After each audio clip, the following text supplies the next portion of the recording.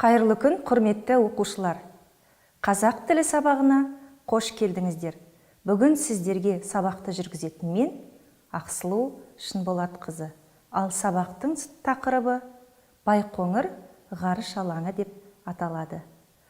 Ал енді сабақта меңгерілетін оқу мақсаттарына келетін болсақ, тыңдалым мәтініндегі деректерді пайдалана отырып, сұраққа нақты жауап беру. Екіншісі, мәтіннің жанрлық және стильдік ерекшелігін сақтап, сұхбат жазу. Яғни біздер бүгін Байқоңыр туралы мәтін тыңдап, сол мәтін бойынша сұхбат құрастыру жолдарын үйренеді екенбіз. Ал енді сабақты бастауға дайынсыздар ма? Ендеше Байқоңыр ғарыш алаңы туралы қысқаша тарихымен таныссақ. Байқоңыр Қызылорда облысы Қармақшы ауданында орналасқан ғарыш алаңы. Байқоңыр әлемдегі ең ірі ғылыми ғарыш полигоны. Оның басты және көмекші нысандарының жалпы ауданы 6717 шаршы шақырым екен. Байқоңырдан 1961 жылы 12 сәуірде адамзат тарихында тұңғыш болып Юрий Алексеевич Гагарин Восток ғарыш кемесімен ғарышқа аттанған екен. Ал 1991 жылы 2 қазанда тұңғыш қазақ ғарышкері Тоқтар Әубәкіров Союз Т-13 деп аталатын ғарыш кемесімен Байқоңырдан ғарышқа көтерілген екен. Әрине, Байқоңыр ғарыш алаңынан көптеген ғарышкерлер ғарышқа аттанып, ғылыми зерттеу жұмыстарын жүргізді. Бұл бұның қысқаша тарихы ғана. Қазір алдағы уақытта біздер Байқоңырдың тарихы туралы тыңдалым мәтінімен танысатын боламыз. Ал енді мәтін тыңдамас бұрын әдеттегідей жаңа сөздермен танысып шығайық. Бірінші сөз мәлімет. Белгілі бір істің барысы, жайы туралы хабар немесе ақпарат. Мысалы, газеттен ауа райы туралы мәлімет оқыдым. Екінші сөз жасақталу, етістік, топтастырылу, ұйымдастырылу дегенді білдіреді. Мысалы, көктемде әскери топ жасақталды. Одан кейінгі сөз ғарыш айлағы. Ғарышқа ұшыру аппараттарын құрастыру, дайындау, олардың ұшуын жүзеге асыруды қамтамасыз ететін кешен, аумақ дегенді білдіреді екен. Мысалы, мен сабақта Байқоңыр ғарыш айлағы туралы көп мәлімет білдім. Ендігі бір сөз шөлді аудан, суы тапшы аудан, мекен дегенді білдіреді.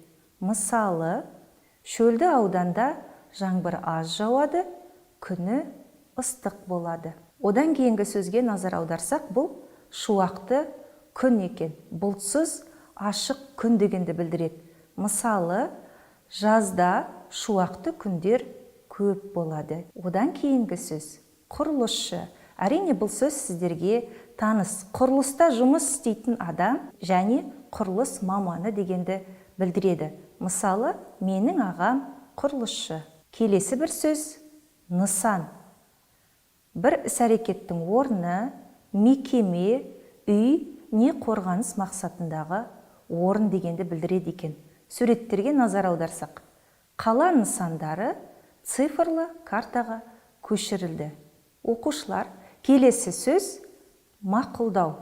Яғни, не істеу деген сұраққа жауап береді. Етістік, қоштау, құптау, келісу. Мысалы, жаңа жоба мақұлданды. Яғни, осыған жауапты мамандармен бірге келісілді дегенді білдіреді. Жалпы, сұхбат деген не деген сұраққа жауап беретін болсақ, бұл екі немесе одан да көп адамдар арасындағы пікірталасу, не әңгімелесу. Сұхбатта міндетті түрде кіммен әңгімелесетініңді және не туралы әңгімелесетініңді айтып кеткен дұрыс. Одан кейін ең басты мәселенің бірі бұл сұхбатта сұхбат беруші адамның пікірі өте маңызды. Яғни, ол сөйлейтін тақырыбын толықтай жеткізуге мүмкіндік жасау керек екен. Енді сұхбат жазудың кезеңдеріне тоқталайық. Сұхбатты жазу үшін әрине біріншіден алдын ала дайындалып алуымыз керек. Мысалы, бірінші кімнен сұхбат алатынымызды анықтауымыз керек. Одан кейін ол кісімен не туралы сөйлесеміз, қай тақырыпта сөйлесеміз, осыны анықтап алуымыз қажет. Содан кейінгі кезең тақырып бойынша сұрақтар құрастыру. Сұрақтар құрастырып болғаннан кейін бұл сұхбатты мен қалай өткіземін? Ауызша өткіземін бе, әлде жазбаша өткіземін бе? Осыны анықтап алу. Және ең соңғысы сұхбат берушімен сұхбат өткізу екен. Өйстіп сұхбаттың барлық кезеңдерін қамтыған кезде жақсы сұхбат материалы дайын болады екен. Енді сұхбаттың үлгісін талдап көрейік.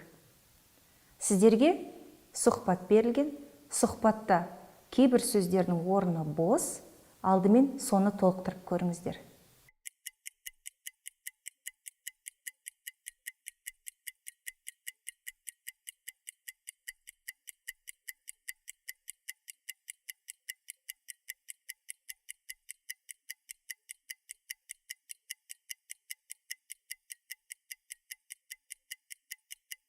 Оқушылар, сөздерді тауып орнына қоя алдыңыздар ма?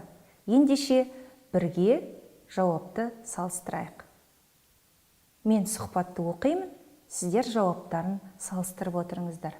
Тілші, қайырлы күн. Бүгін бізде қонақта Асан Асқарұлы, Байқоңыр тарихын зерттеп жүрген жас ғалым. Біздің арнаға қош келдіңіз. Сіз Байқоңыр ғарыш алаңы туралы қысқаша не айтып берер едіңіз? Тарихшы. Байқоңыр туралы қызықты мәлімет өте көп. Ғарыш айлағы Қызылорда облысында орналасқанын бәріміз білеміз. Нысанды салу үшін Арал теңізінің шөлді аудандары таңдалған еді.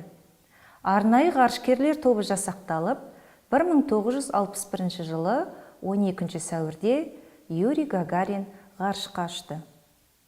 Тілші, ал не себепті Арал теңізінің шығыс аудандары таңдалды? Тарихшы. Мұнда жылына 300-ден астам күн шуақты болады. Халық санының аз болуы және теміржол торабы осының барлығы шешуші рөл атқарды. Әрине бұл үлкен сұхбаттың кішкене үзіндісі ғана. Енді сұхбаттың өзін жаңағы кезеңдері бойынша талқылап көрейік. Бірінші тілші сұхбат талаптарына сай қонағының аты жөнін таныстырды және ол қонақтың қай саланың маманы екенін атап өтті және тақырыпқа шолу жасау үшін негізгі сұрақтарын қойды. Одан кейін тарихшыға өзінің ойын толық айтуға мүмкіндік берді. Оқушылар, бүгінгі сабаққа белсенді қатысқандарыңыз үшін көп-көп рахмет. Сабақтан біраз сөздер үйренді деп ойлаймын. Келесі сабаққа дейін қош, сау болыңыздар.